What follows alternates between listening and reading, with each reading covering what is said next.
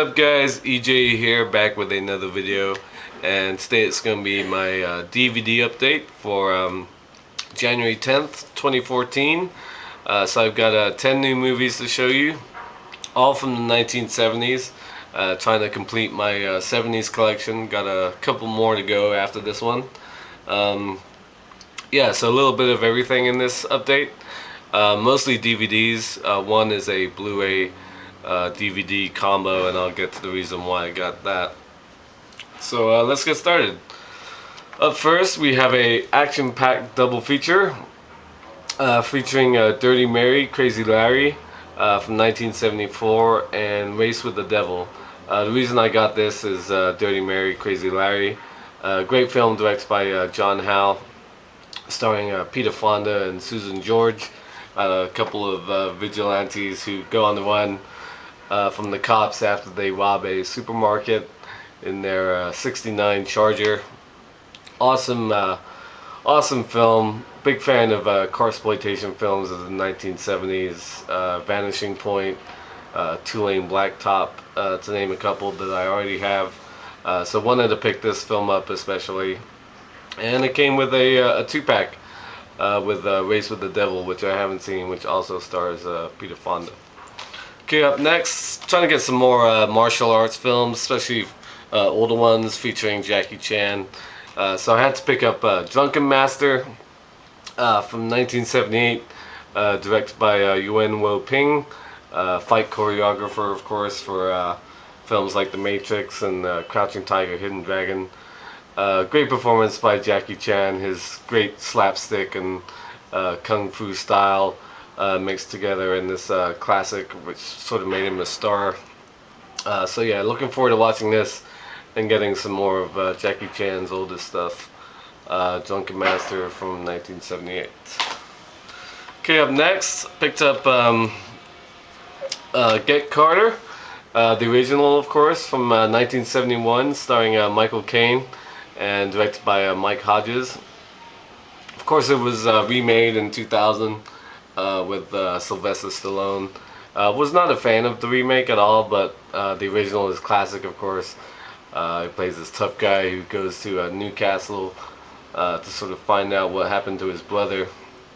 Also co-stars Britt Eklund.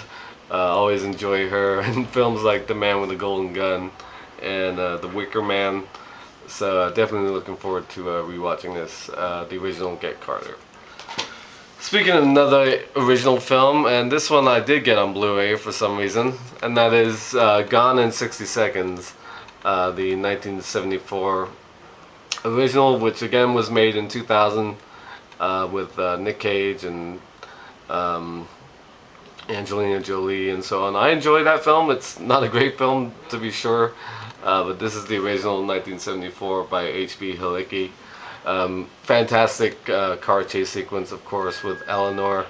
Yeah, the reason I got it on Blu-ray, it's a Blu-ray DVD combo pack, which does not violate my rule of buying old movies on Blu-ray. I'm trying to avoid upgrading my entire collection. It's just going to take too long. So I only buy new movies on Blu-ray, but the DVD special edition of this film is way out of print, really expensive. I didn't really want to sort of go on eBay or try an Amazon marketplace seller to get it. It's like over 40 bucks or something. So I just got the cheap Blu-ray DVD combo. It was like $12 or whatever. So happy to have Gone in 60 Seconds, the original. Okay, up next, changing gears with a comedy, we have Meatballs from 1979. One of Bill Murray's first films, I believe, directed by Ivan Reitman. They would later, of course, team up for Stripes in '81 and Ghostbusters '84. Two classic films, great comedies, but Meatballs is a great one as well. Summer camp hijinks, gotta love that kind of stuff with Bill Murray and the fun cast. Lots of beautiful women to chase around at summer camp. So definitely looking forward to rewatching this. It's been ages since I've seen this. I remember seeing it when I was a kid and liking it a lot. Not the kind of movie you watch when you're like 12 years old, but there you go, Meatballs. Okay, up next, again changing gears.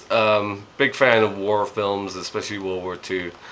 So I picked up Midway, directed by Jack Smite from 1976. Great all-star cast: Charlton Heston, Henry Fonda, um, James Coburn, Glenn Ford, Hal Holbrook, Toshiro Mifune, Cliff Robertson, Robert Wagner, Robert Mitchum.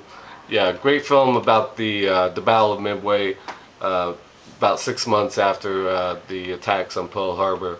One of the turning points of the battle in the Pacific during World War II. Really good movie.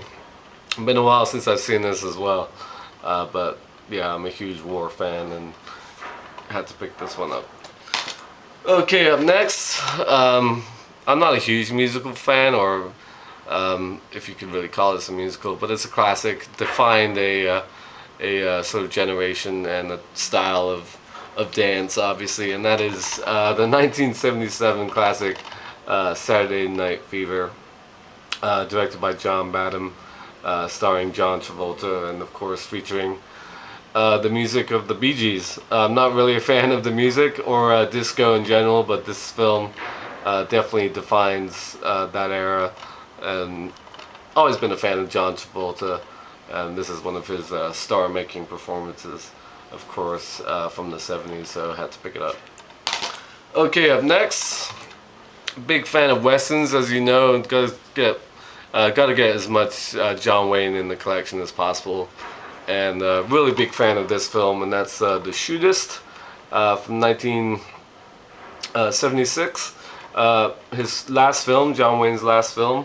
It's kind of appropriate that this is the last John Wayne film I bought or will probably buy, and that's this film directed by Don Siegel.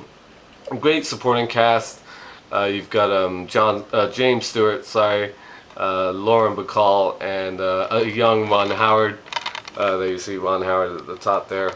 It's basically about an aging old gunslinger played by John Wayne, who goes back to Carson City to visit a doctor friend played by Jimmy Stewart, who's gonna sort of see out the last days. He's got a terminal illness, John Wayne's character, and he shacks up with this old boarding lady, this lady who runs a boarding house, played by the great Lauren Bacall, and of course comes down to one last gunfight. Really cool film. I really enjoyed this.